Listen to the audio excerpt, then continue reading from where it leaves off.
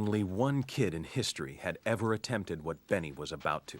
And he got eaten. So we were worried. Real worried. Even when Benny brought out the secret weapon. Shoes guaranteed to make a kid run faster and jump higher. PF Flyers. We can't let him do this, man.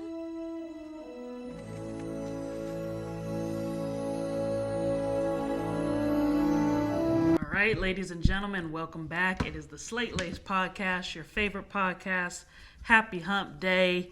We hope you're doing well so far. Blair, how are you? How's the week? I mean, my toes better, but Got that toe run over by the door. Shoot, at least I'm not like you losing a whole nail. That nail gotta come off sometimes. You gotta be aware where you're walking, you know. But anyway, it's been a good couple weeks at the movie for me, at least. I'm speaking for myself here. Well, we've seen the same movies, no? Yeah, but it's been a lot of heat in the theaters, as I've been saying. Excited. Even there's some more coming out, like the why am I thinking Pirates of the Caribbean? Black Panther. That's coming out, and then I don't know what it's called. The one about the little dinner on the boat. That looks lit to me. I don't even know what it's called. I don't know, but I know that but it starts going crazy. I know that there's one that has like an all-star cast in there, and it looks kind of vintagey, like some like 70s-ish, 60s-ish. You know what I'm talking about? Amsterdam? Yeah, there we go. Nah, see, that's where me and Blair differ, obviously, because that's his kind of movie. Amsterdam looks weak to me. And then there's another one that's similar to that. What? With just Brad Pitt. I think it's Babylon or something like that. Okay. And is the Amsterdam the one Damien Chazelle or? Yeah. That's him. Yeah, it's very Damien. That movie. Oh, you meant the director? Yeah, the dude that did La La Land. Yeah. I think that's him that's doing Amsterdam. I thought you was trying to say Don Cheadle. Okay, no. I ain't that bad with names and stuff. But no, exactly. No, I think Damien is doing that Amsterdam movie, Okay. or it's Babylon. Dang, he got to follow up. Yeah, because I know you was a big La La fan. Nah, but even that, he hit everyone with Whiplash. Then he went La La. So let's see. So if it's Amsterdam, you know. No, Amsterdam is David O. Russell. So like David O. Russell is Silver Linings Playbook. Okay. He did that other one with Amy Adams, American Hustle. Yeah. Babylon. That movie is for sure. It's 2010 that came out. Something like that, maybe a little later. Yeah. So definitely top 10 of in that time. Of the 10s. Yeah, it's very David O. Russell, too. Like, he has his own style. But no, yeah, so Babylon, I don't know if you've seen the trailer for that. That's with Damien Chazelle. Okay. Anyway, it looks interesting. And then there's that big comeback film, The Whale, that's going to be starring Brandon Fraser, that everyone's talking about. Oh, yeah, it hit the small scene. He ain't been around in a minute. Yeah, so... Mom likes him. From back in the day. So it's a lot of stuff coming out. So it's going to be a good summer. But again, we saw a lot of whatever. What are we in? Just winter. It's gonna be a good winter. Well, it's been hot. Ain't it been 110? You know what I mean? Yeah, we've been having a little heat wave. I work by the beach, so it's not really exactly. I work in the heat. I work right outside. So it's been hot, but we've seen a couple movies. We're gonna do a unique thing where we're gonna hit you with 2 reviews in one. So we're gonna be reviewing The Woman King and The Barbarian. So we're going to start with The Woman King. While I pull up the synopsis of The Woman King, Blair, initial thoughts? I heard you thought it was related. Oh, you asked me for initial thoughts. I'm getting ready to say it. Go. Dang, give me a minute. Because this is swallowing the water? This is, as Stephen A. says, blasphemous. So go ahead and get into this before I get into mine. Go. You know, but with all due respect. It ain't no due respect. Hang on. The only reason that I'm getting ready to say what I say is because to this day I still haven't seen Black Panther. And that's blasphemous. And everybody I know that is black like kind of trips out on me about it. But the thing is that I'm excited to see the movie. I think the movie is probably, Black Panther I'm speaking on. I think that the movie is fire and it's going to be fire. I just hadn't gotten around to doing it. And then, once you get so far behind and catching that movie, there's just so many other movies that end up coming out, and then you end up watching those. Yeah. Or you have your traditional go-to. But it is lit. It was lit. And, I don't even do superhero movies. So if I'm saying it was good, it was good. And that's also tough, too, because you get in the mix of, there's almost like a superhero movie coming out, 3 or 4 times a year. So Marvel trying to do every comic book ever written. They gonna make a movie on it. Yeah. So Captain Toe. It's gonna be one. You said Captain Toe. Yeah. They just touching on every superhero ever made in America, and then they getting a spinoff. So all you gotta do if you want to be a famous actress out here, look athletic. Writer, look athletic and get in a Marvel movie because you'll have a spinoff. You'll have a Disney Channel Plus show. You'll have a WandaVision show. You'll have everything. Juice, and you about to be and you about to be juicing it here, making some money. But go on. So initially, I thought The Woman King was the follow-up to Black Panther. Now, guys. Now, that's just racist. That's number one. It's not racist. Yeah, it is. Because you thought a bunch of tribal black people from the same movie. Well, because in my defense, I've listened to the Black Panther soundtrack. And Kendrick Lamar you gonna pray for me. Did it. And and there's a lot of the tribal noise in there, right? And then, yes, exactly. Hey, soundtrack hit. It does. Shout out to The Weeknd and Kendrick. I know, but you see how you did that, right? So it's like, I apologize, but I had heard, I heard the sounds. I seen the style, like, the wardrobe, right? The wardrobe is similar. It almost seems like African-ish, like always being like on dirt and ground, racist. Stereotypical. I don't even think I've really seen a Black Panther trailer, but I've seen like a shot or two, and from the shots that I had seen, right, it looks very similar to Woman King. And then I think the main reason that I thought it was the follow-up is because you talked about Black Panther 2 coming out. And then you texted me and was like, go watch The Woman King. Yeah, so I think I told you, I was like, yo, the Black Panther 2 trailer looks dope. Right. And then now all of a sudden you're like, go see Woman King. I was like, oh, this must be the follow-up. Because you know how like you might see a movie and then the name for the second film isn't like... Yeah, it'll be something else. Right. So I just thought it was something else. Yeah, even Black Panther 2 is Wakanda Forever. It ain't even... Right. Yeah. You see my point? But yeah, so then I remember I was at mom and dad's and I was like, yeah, I'm going to go watch Black Panther 2 or whatever. And they're like, what? And I was like, yeah, Woman King. They're like, Blair, it's not even... I was like, okay, well, I was going, I was like, I hadn't even seen Black Panther 1. That's so low sad. key, if no one told me, I really would have went in the theater and thought I saw Black Panther. How does this connect? Yeah, I don't get the connection. But, so that was my initial thoughts. I hadn't seen a trailer or anything like that. Honestly, that's some of the best initial thoughts you've had, though. You was dead wrong. But those are some of the best initial thoughts you had. Yeah, usually I just say I don't know. Seen the trailer. Well, it's true because I do that on purpose though. But I don't know how of all the movies you see, how you've never seen a trailer. Yeah, I never watch trailers though because I don't want to be able to figure. No, when we A-list, you don't even see them in the movie before the movie starts. Usually I'm behiing. Like usually I'm in line getting popcorn. See, I don't even like that. I like to be in the seat. I'm sneaking in my water jug. The usual stuff. But anyways, okay, so that's Blair's initial thoughts. That was a little definitely comic relief. All right, so The Woman King summary. A historical epic inspired by true events that took place in the Kingdom of Dahomey, one of the most powerful states in Africa in the 18th and 19th century. That pretty much gives it away. I mean, that's a dead giveaway what the movie's about. It is starring Viola Davis, and I'm going to butcher these names, okay? So don't judge me. Oh, yeah, I know. Thuso. I don't even know. What's that? Thuso.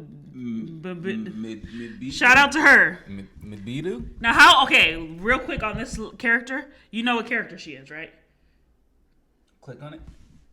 Yeah, the grown woman. The one that was saying that she was 19. Yeah. How old did you think she looked? I never thought she was 19. I thought she was like 12 or 13. 31.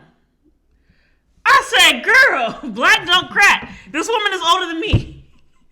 I really looked, I was like, this girl is playing 19. She got to be about 13, 14. I said, this might be her first film. The only, and you know, in the thing when I was watching that it, woman is like, straight up 31 years old. I was watching it, I'm sitting here thinking, yo, this is some a of this girl. stuff that they showing and suggesting with her in this film, I was like, she inappropriate. Better be old. Yeah, I was like, she better be older. But dang, 31. But then it could be the whole slave aspect, so who knows? But I was like, this girl's a child. I was like, she's 14. And then she's like, oh, I'm 19 in the movie. But I was like, okay. Yeah. She might have been lying there to get in the kingdom. Yep. Looked up, the real actress is like straight up 31. That's crazy. So she was born in like 91 or 89. 89? Yeah.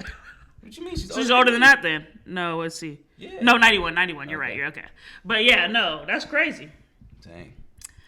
Anyway, moving on. We got Lashana Lynch, Stella Atim, John Boyega, we all know, and a couple others that we won't get in because the names are hard to pronounce. Sorry, guys. But it is directed by Gina Prince Blythewood, who we know of Love and Basketball. Wrote and directed that one. And then the story is by Dana Stevens and Maria Bello, who is also a famous actress. All right, so that is the cast. Obviously, we got to get into the reviews here. We got to get into the meat of this. We're going to start with the pros, though. Blair, any pros? Yeah. I like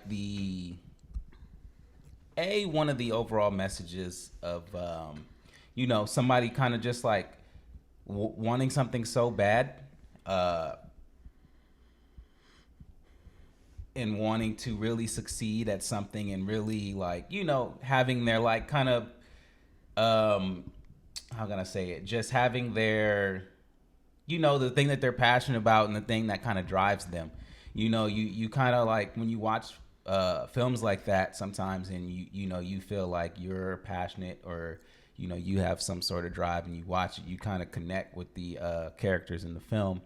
And then, you know, you find yourself rooting them on. This film really did well with that, with the 19-year-old girl.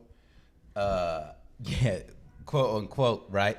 You know, her whole just, you know, drive and her wanting to be successful in this thing is just like, I don't know, it was remarkable to me. Yeah. I really thought it was a good storyline, you know, even if it did have, I guess, some cliche moments, I guess, as you could say.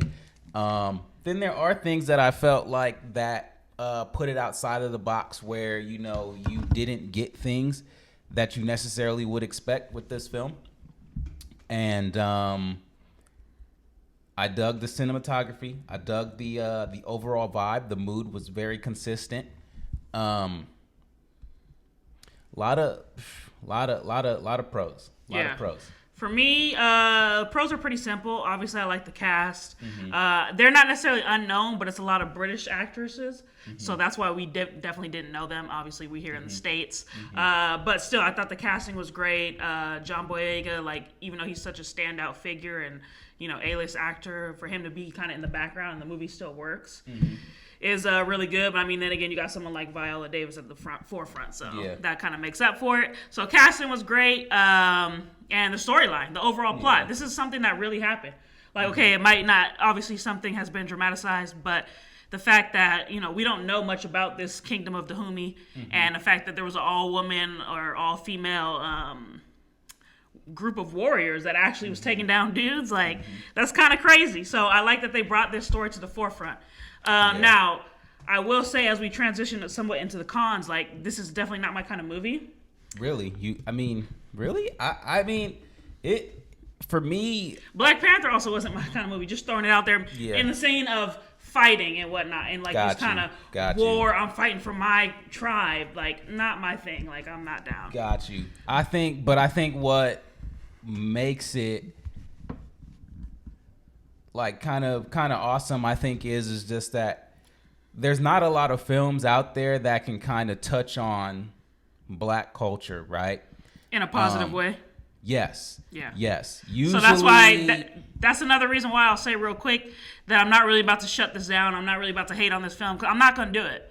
because I'm not about to be tearing down a black film. I'm just not like, nah. So you're not really gonna get too much negative. It's just because it wasn't for me. I still went opening weekend because I'm not about to do that. Like, the next black person wants to get their film made, and I think Gina Prince Blythewood was on the Breakfast Club talking about that as well. Like, and Viola Davis, like, if you guys don't go support this in the theater and have it make money, it's just making it harder for the next black filmmaker to bring black stories to life. So I'm not about to do that. Go. And so what I liked is this was able to touch on it in a different way, right? Like when people think of classic, black films that kind of show, black people in some light, right? Whether it's positive or negative, right? You think of Love and Basketball, right? You think of Menace to Society, right? You think of Boys in the Hood,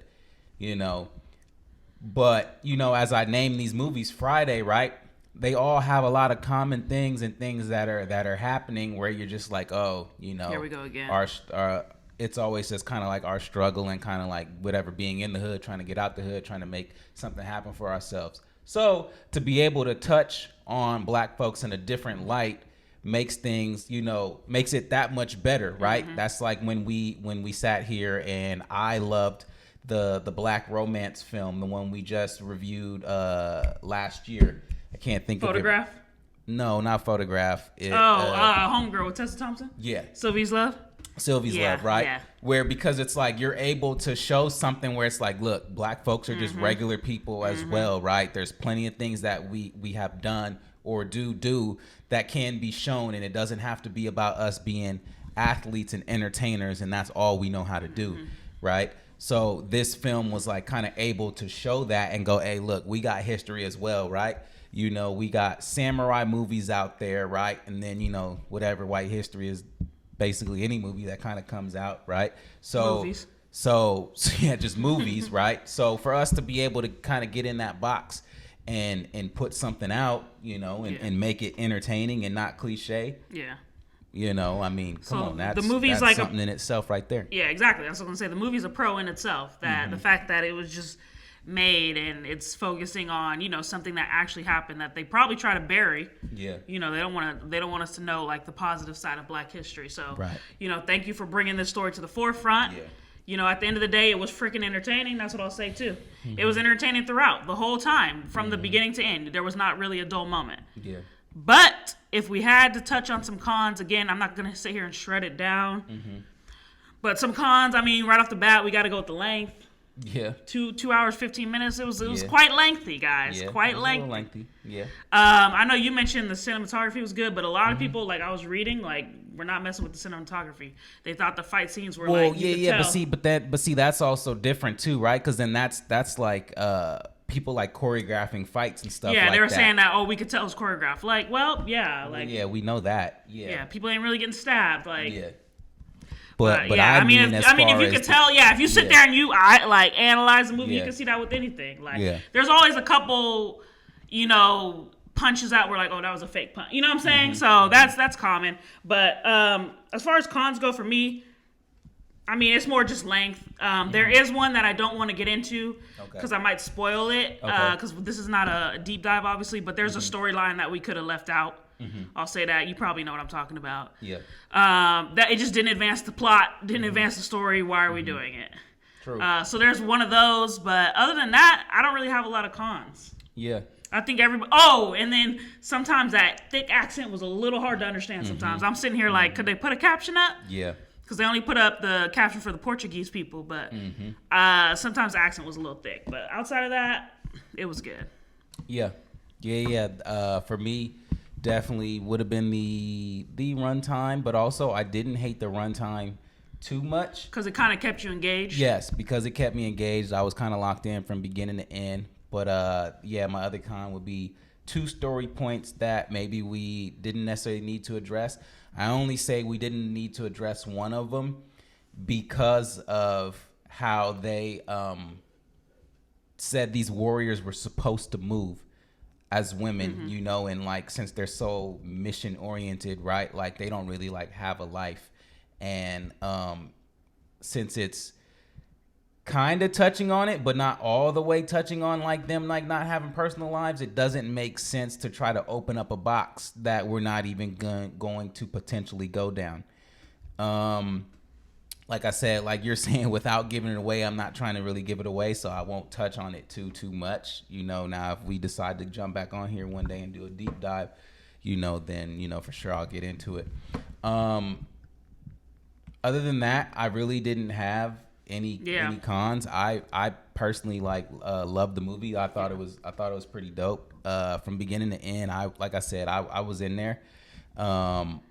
I only knew it was 2 hours and 15 minutes because I looked it up before I went in, and then I was enjoying it, but then at the same time I was just kind of like, yeah, I think this is kind of long, and it is kind of getting there. Yeah. But yeah, solid film for me. Solid film, no doubt. Yeah. No, I agree. Again, those are nitpicky cons. The one about cinematography isn't even my con. That was a common theme in the reviews. That's all I'll say. But I definitely didn't feel that. I felt like the camera work was fine. You know, they panned when they had to. We got wide shots, you know, close-ups. We got everything we needed. But yeah, overall, it's just an exciting movie. But on that note, let's get into some of the ratings. So this is kind of shocking. Really? Yeah, the Rotten Tomatoes of it all for The Woman King is pretty good. Mm-hmm. It got a 94% from the critics and a 99% audience score. Okay. That's insane. Okay. That's not shocking to you? No. That's high. Oh. You thought the movie was like that good? Yeah. Again, this ain't my thing, because I was like, oh, dang. You know, like, that's pretty good. But you're like, yeah, what? Because it's high.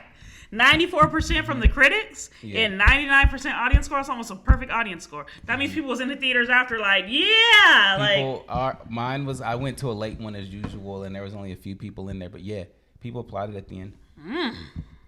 Well, Blair, let's get into your rating. Well, let's just get on thoughts, because I thought the movie was just okay. I thought it was good. I'll say that. Good, period. Mm-hmm. Like, better than okay, but not great. Good. Okay. Full stop. Okay. On that note, though, Blair, let's get into your ratings. Out of 5 on the originality. 4.5. 4.5 originality, and then entertainment. 5. So you got a 9.5. Okay, you up there with the tomato and the critics, huh? I thought it was. And hold on, let me get the IMDb before we go into it also hit me different, though. What do you mean? Like, me watching it, I don't know. It just kind of hit me in like a special way. And a lot of films don't really do that for me. So when I watched it, this is like sure a memorable film. Like, I'll remember pretty much all of it, even if I've only seen it once. Right? I've only seen The Lion King once, but I still kind of remember it front to back. Yeah. You know, it's just one of those films that like 50 years from now, for sure, I'll be like, yeah, it was like monumental for me. Okay, well, maybe I need to go see it again. Dang. No, I mean, but like I said, it hits everybody differently, though. I don't know, right? Like, some of the worst movies people watch, and it's like, well, nah, it changed my life, though. Yeah. You know? And then just real quick, IMDb, so that's more of the People's Champ. They gave it a 6.2 out of 10. So more middle. I mean, it's definitely not a 6 to me. Yeah. I thought it was solid, for sure. Yeah, so you got it at 9.5. 1 to 5 originality for me.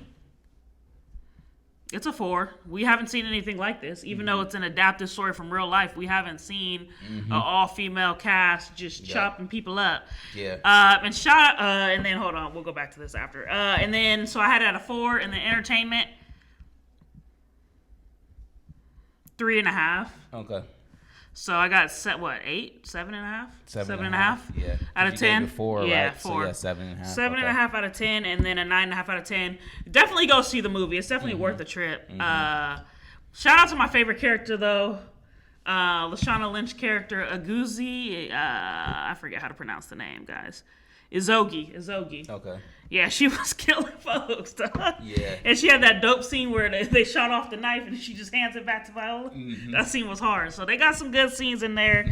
It was like really dope. She was like, yeah, she was dope.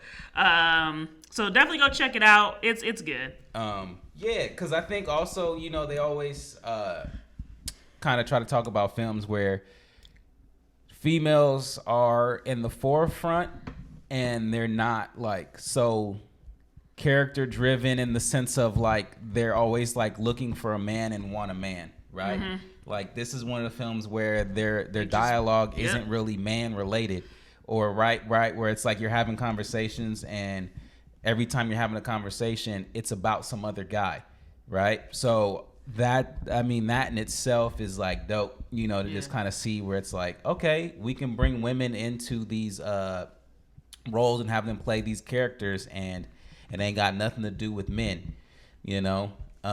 That's just one of the. I think that usually ends up happening mostly because it's a man writing a woman, you know, and then that obviously can. And then now happen, you have the complete opposite, you know. But when you got women writing it, it's gonna be a little bit different. But like I said, that in itself also is special. This film, like I said, is special in many of ways. I definitely think it's something that people should go and check out.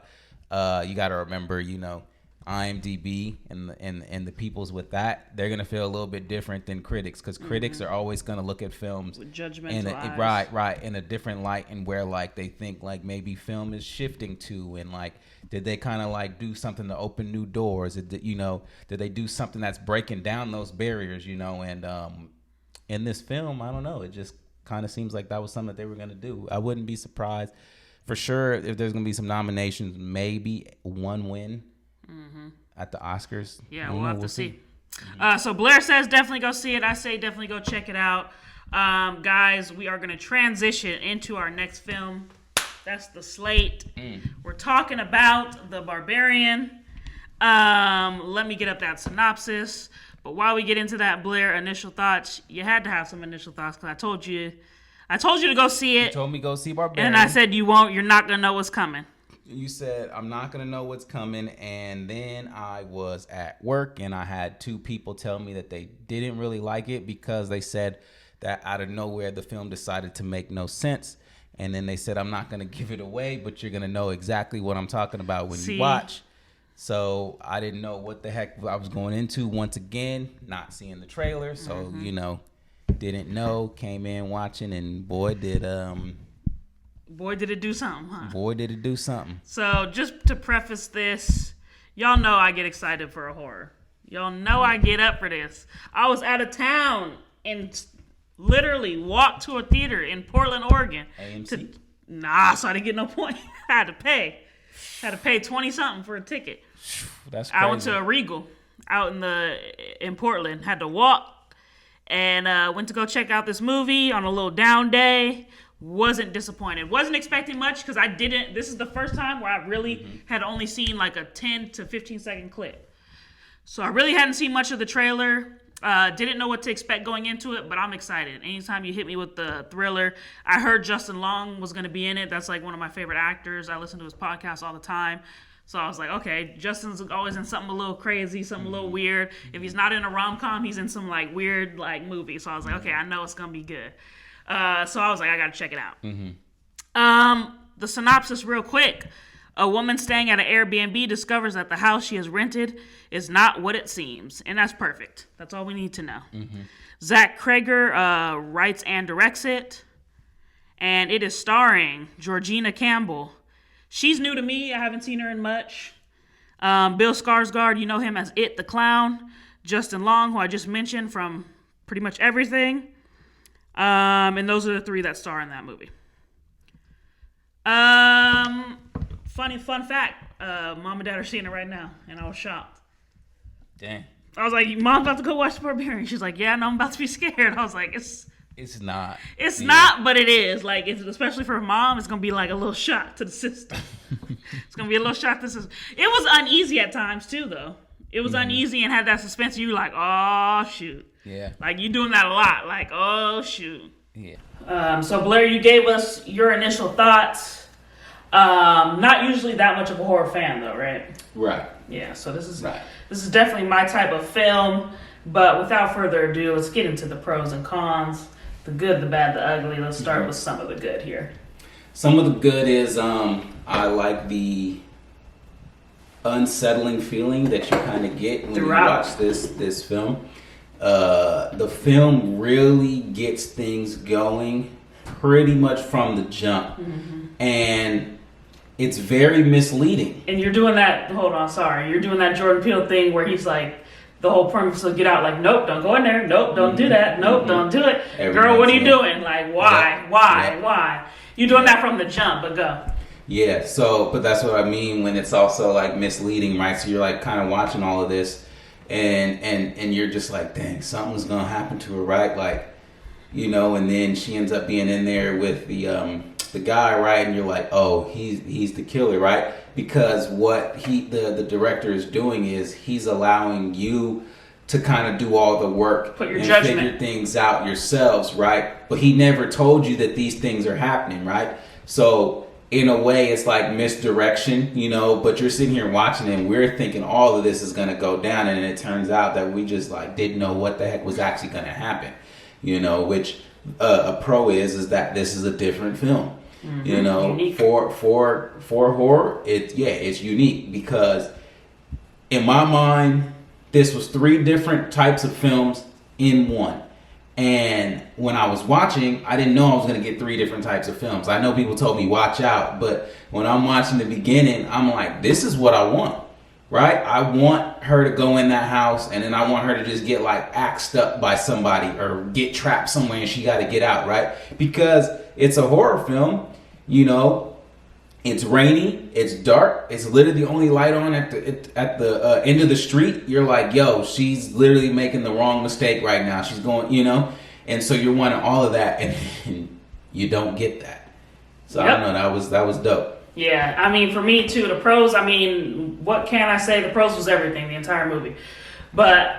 Literally, the fact that Blair said 3 movies into one, I definitely thought it was 2 movies in one. The misdirection, the build-up, the pacing, the cast, the characters, the actors brought their A game. This is probably one of the most unique horror films that I've seen. Maybe in the past couple of years, because there are some good ones. And if you, that's a whole other podcast. We just saw the other one, the one that Eric saw too. That I keep forgetting the name of these movies we reviewed on here. The horror film, the one that with the 2, Malignant. Yeah, there we go. But, that was unique too. Yeah, but that wasn't one of my favorites. This is like probably one of my favorites. Yeah, it's probably one of my favorites. So yeah, this film is one of your favorites. Yeah. Oh. Yeah, the way you was leading. Continue. Yeah, so like I said, it's like two films rolled into one. You have no idea. All of a sudden, it just splits. The pacing, I said, the timing, actresses did their thing. Just the overall uniqueness of the storyline. The fact that it did my favorite thing where they use one location. Very minimal locations, like the whole film pretty much takes place in that house. Love that idea. You guys know I've been saying that for I don't know how long. Mm-hmm. So yeah, love how they use their settings, cinematography, everything was great. Entertainment, just 10 out of 10. Literally it hits the ground running. Homegirl should have known better. It's just mistake after mistake, but yeah, it's great, man. It's really good. I can go on and on about how great it is, but we got to get into some of the negative. But Blair, first, what were you gonna say? You thought I didn't like it from the way I was? Yeah, the way you were going on about it, it just seemed like, yeah, you didn't actually dig this film. So when you just said it was one of my favorites, I was just kind of surprised. No, I really like this. I guess I was trying not to give too much away when I was telling you to go see it, because I was like, look, you're not gonna know, and then I didn't want to get too excited because I'm like, let him see for himself. But yeah, it's up there. It's good. I was sitting in that theater like, what is going on? Like, yeah, crazy, that's for sure. Crazy. Blair, cons? When it became the second film, I was hot. Oh, you thought it was like over or something? You thought so without giving it away. Without giving it away, right? And then especially because it's still so new in theaters. Yes. For me as a director, when that was my favorite part. She was like, yeah, I'm like, bro, I'm out. Like, I really was about to get up and walk out that thing. That's how I felt. That's how I was. Let's go. I don't know what's going on, but I was like, bro, I saw Justin Long on the screen. I'm like, let's go. This is absolutely stupid, is what I was thinking, right? Because I was watching and I'm thinking, okay, this is something big that's getting ready to happen, right? and essentially that's what it was going to happen without giving it away. But my thing is that anytime you have so much suspense that it is finally boiling over, right? Like the pot is on the water, or the water is in the pot, and it's been running for the last 30 minutes, that it's so hot that the water is spilling over the sides and is getting ready to put the fire out, right? We are at that point in this film where, you know, if you go anywhere else, A, you're going to confuse the audience, obviously the goal. B, you know, you're going to take away from this big moment, you know. I felt like they just maybe did this scene too early, and maybe that cut needed to have been a little bit after. But I was watching and I'm like, yo, what is this, right? And then it just basically is like almost the beginning of a whole new film. And then I'm watching, and then like I'm kind of laughing, like, I mean, it's kind of clever, it's kind of cool, and like I'm slowly getting locked back in again. But my thing is that I had been like pulled out of something, right? So now you got to readjust. But my thing is like, why must I need to readjust? You know, but then I, at the same time as this being the major con in the film, you also have to salute the director / writer taking that for risk. this, right? Because you're like, yo, this is one heck of a risk that I'm getting ready to pull right now. And I really don't know how the people are going to feel about it, because there's not a lot of movies where this happens, and then at the same time, you know, it's not like you're sitting here showing it to thousands of people before you like go ahead and then put it out. So that is obviously the major con to me, you know. And then I just think of the other one is just kind of like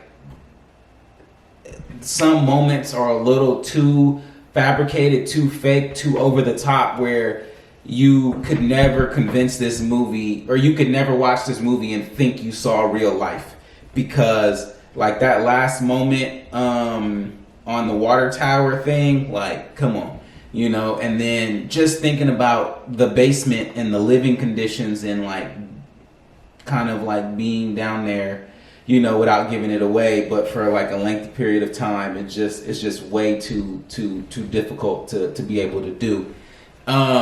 So those are like kind of a few of the cons, but honestly, the dopest thing though is that the film's not even long. Yeah, exactly. I think they get an hour 55. I thought it was even shorter than that. It might be, but yeah, it's dope. I have zero cons. So I'm gonna touch on yours, what you said, which is with the big kind of initial split of the movie. It does throw you off, and the director he turns you off for a second, but then gets you right back in there. And I guess it is kind of 3 parts, because then I forget that there's an old man storyline too. So that is a good point as well. But again, it all just ties in so well with what he was doing. This is a movie where you're not going to know what's coming next, and I mean that in every way. Everyone says that, right? That's every movie trailer. You won't know what hit you. No, this one you will not know what hit you. This is very creative. Because if you guess that's coming, if you guess this, you need to stop it. First of all, you need to start writing your ideas down. You probably are a writer at heart, because if you can guess this, you better go get you a lotto ticket. But one movie, real quick, let's chop it real quick. One movie where I guessed 3 things in a row. Smile. Okay. 3 things in a row. I was like, how am I getting this? To the T, like, and you'll see it, and I'll tell you the lines, but to the T, I had 3 things in Smile, the new horror movie, just down pat. I was like, it's gonna be this, and then it was that, and I was like, it's gonna be this, and it was crazy. Like, go see that one next and see. But anyway, this one you cannot do that. Barbarian, you cannot. You have no idea what's going on. And it's in a good way. Like, if you guess what the true horror is, yeah, it's wild. And it's deep and it's dark. The true horror is dark and unsettling. Yes. Because of what the old man was doing. Yes. And the underlying message, right?